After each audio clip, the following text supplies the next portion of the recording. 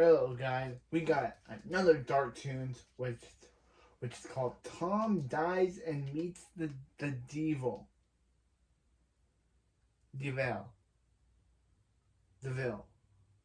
He meets Cruella Deville. Well, last one was Pluto Goes to Heck. And that one was dark. Dark, messed up, not only of Disney, but I did like it for what it was. I liked it for what it was. But yeah, time for another Dark Toon. I have kind of a love for dark, twisted cartoons. And a lot of that may be because I grew up with a lot of dark, twisted cartoons. Now, I'm not talking about the ones like Batman or ones that were meant for older kids. I'm talking about the ones that were meant for little kids, and they probably should have been made for little kids. And I loved the hell out of them. I enjoyed how much they scared me. I loved how every time you got through one, you felt a little tougher.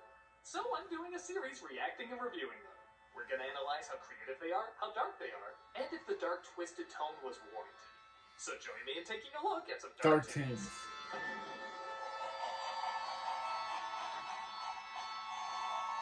It's been a while currently since he's on Dark Toon. I was going to drop many an anvil and or heavy objects on my cat Chaplin until Tom and Jerry showed me that cats can die. Heavenly Puss was released in 1949 and a lot of you requested it. While I don't know if I describe the whole thing as a dark cartoon, there are uber dark elements in it, so let's take a look. Some of you recommended some links to me, don't worry, I'm way ahead of you. Okay, if the mouse has time to put a gold railing over his hole, the cat isn't doing a good job. He deserves to die. Back when you could just give your children's character a knife and an evil look and nobody batted an eye. That's a great look. Anytime Tom has his tongue out, that's just the funniest thing to me. So as you may notice, this is just a run-of-the-mill Tom and Jerry cartoon, but what I like that's a little different is that even though Jerry is still going to steal something, they want to set up that Tom is being a little meaner than usual. So you notice, like, he doesn't chase him right away. He lets him think maybe he's going to get away with it, like he's going to get his food, and then when he's close to victory, that's when he attacks. So it's a little bit more of a setup. Most households have a piano on the second floor. Yeah. No. I did a whole video about how these are some of the kings of slapstick. Go watch it if you can, because man, they still hold up. What? Now, this is something that's done a lot in kind of, I was going to say older cartoons, but I guess modern cartoons as well, where a character can get squashed and squished, and they always turn up okay, but every once in a while, they'll suddenly die. And again, last time where we talked about flexible lighting, there's kind of flexible mortality, where to serve the plot, a cartoon character can suddenly have something that they normally survive, kill them off. And I guess kind of spoilers, you know it's a dream, so he can kind of imagine whatever he wants. Now, Simpsons would use this gag later. There's usually like a heavenly light, a staircase. They always say the staircase to heaven, but they use an escalator. Simpsons would eventually do the exact same thing, and you know they grew up with Tom and Jerry, so I'd be shocked if they weren't inspired by this.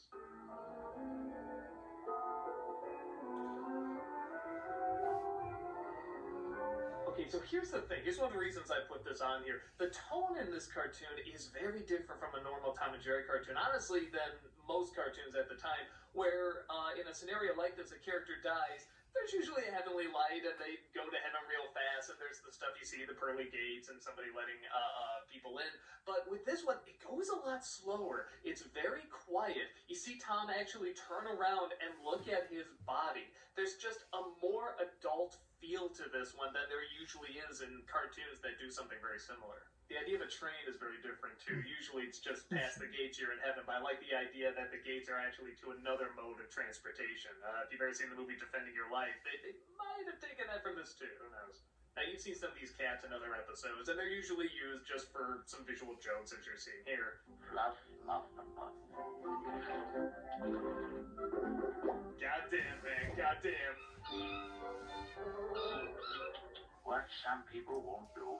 Okay, so let's really talk about this, because I'm pretty sure this is the reason people want me to talk about it. This is something that probably a lot of children growing up missed when they saw it. They probably didn't even think of it. But most adults can very quickly put together what happened. The idea is that these kittens were drowned, which is a horrifying thing Yeah. to put in a Tom and Jerry cartoon. Yeah. But like in Pluto's Judgment, I think the way they get away with it is Because how they were jumping, they were in a box, and they were and the box was hopping around and it was wet. Did this happen? Because I never thought about it. I thought maybe it was like the Wow, Hanna-Barbera. Say you put in like switchblades and stuff, but You literally put a scene where the cats who were drowned come to heaven. There's no like exact numbers of how often it happened. Or as the JoJo song says, or as the Tiger Plane says, fly to heaven.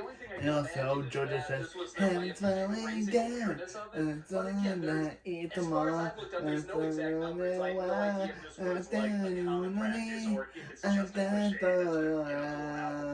it's not something you get until you're older, because most people say when they were a kid, they totally missed it. Nevertheless, goddamn.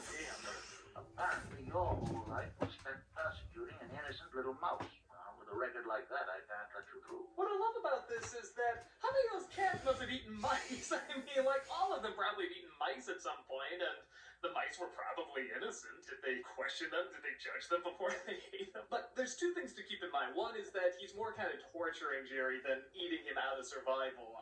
So there's that element. But on top of that, this is a dream of Tom. So I kind of like the idea that even deep down, he's feeling a little guilty. Even that whole thing with the kittens, you're kind of wondering, like, is that something that's in his mind, too? Like, he has a concern for it. When you sort of look at this as this is a dream and this is all in Tom's mind, it actually takes on kind of a different level. In some respects, a more mature level. Which I doubt was intended, but it's still interesting. If you fail, it's this. Heaven has computers, too. Crazy action from Tom. To a kid, that's a legit threat. Like, hell is like such a real thing in cartoons because it's shown so often. You can get such great imagery out of it. So you're already just on his side. I mean, as a little kid, you are 100%. You do not want to see him go to hell. Okay, that one reaction just for a second is a great drawing. I just want to give that drawing more credit. I'll tell you that. Again, it's a little thing, but even like the angel encouraging him to hurry, I mean, it does give this cartoon a little bit more dimension, because you could have just had him run to Jerry, but the fact that you show the clock, the angel is cheering him on to get forgiveness, it's something that adds a little bit more depth to it, adds a little bit more dimension. Like, that angel feels like a real character, and especially to a child watching it. So there's already this sense of urgency in this that's not usually in Tom and Jerry cartoons. Like this is definitely kind of a different tone. He only has an hour, but he has time to make a cake. Again, look at that look. There's a real sincerity to this cartoon. There's this genuine sincerity. Like that little expression. Like, you see Tom, especially at the beginning of this, he could have had his eyes really big and his tongue out and everything, but that's a legit... He kind of knows he did wrong. It's those subtle little touches in a cartoon like this that's taking kind of a different tone where I think you can notice that stuff more. And you don't notice it right away, but you do. It kind of sinks in there. And that's more the Tom we normally know. Actually, man, watching this again, you really realize how well established these characters are, because Tom tries to be nice, it doesn't work. He cracks, he goes back to his normal ways, and Jerry just thinks he's playing, so he's just having fun, but you kind of know he wouldn't want Tom to go to hell, so you have both this camaraderie and this hatred, but somehow they work well with each other. Another great expression there. He's legit trying, and you feel it. You feel him trying. That's a terrifying moment, because you're wondering, can he tape it up? You don't have much time, and again, you know, Jerry's just like, probably doesn't even believe it, but just when you see it ripped up as a kid, you're like, oh no, like it's actually very intense, again, because of the tone they set up earlier. I think it's a great cartoon because Tom does go back and forth constantly between wanting to be nice and just getting so frustrated that he reverts back to the very reason that he's probably going to go to hell here. That dog is great. Only 2 colors, red and green. Christmas colors, and they surprisingly make him very threatening with them. Again, this is a great moment. He has to convey everything that's going on through mime. He does it. But you also look at Jerry's reaction where he's trying to take this in, like whether or not he believes it. He kind of knows it means a lot to him. And it's some great animation there.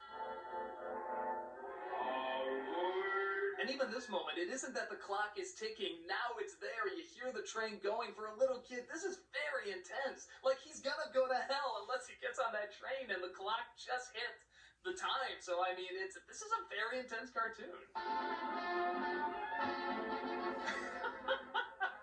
This is so cruel. Yeah. Yeah.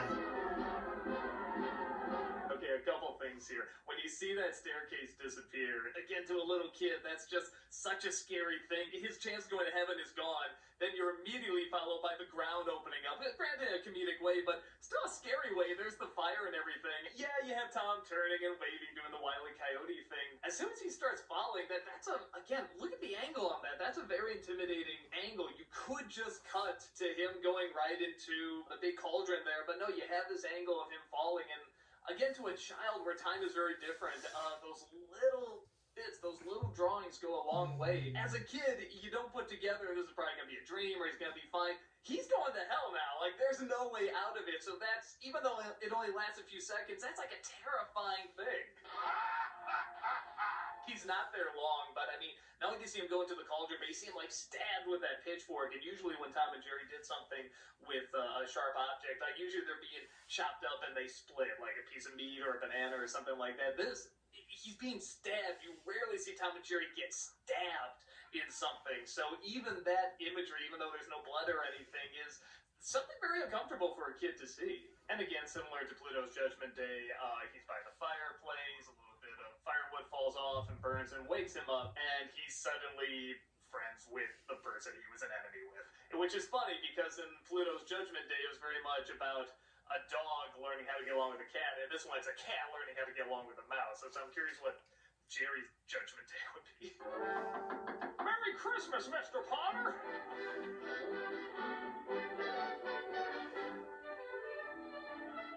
A surprisingly sweet cartoon. Yeah, Jerry's like, I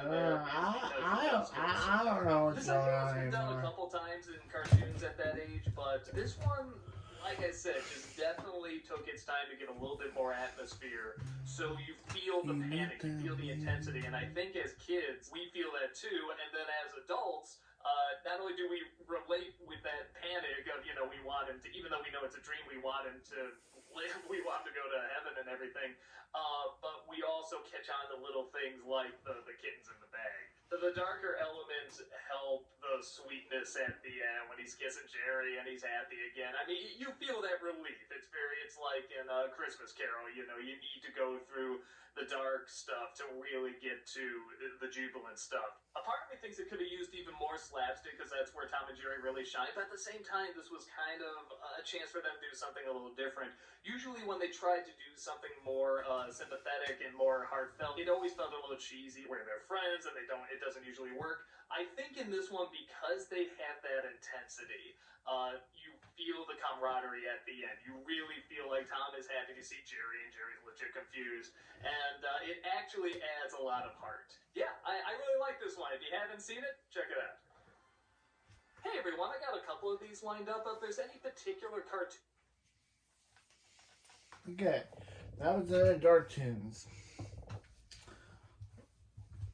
Yeah, this one was very good, and wow, I'm really enjoying Dark Toons. Like some of these I didn't grow up on, and I'm liking them because of how dark they are.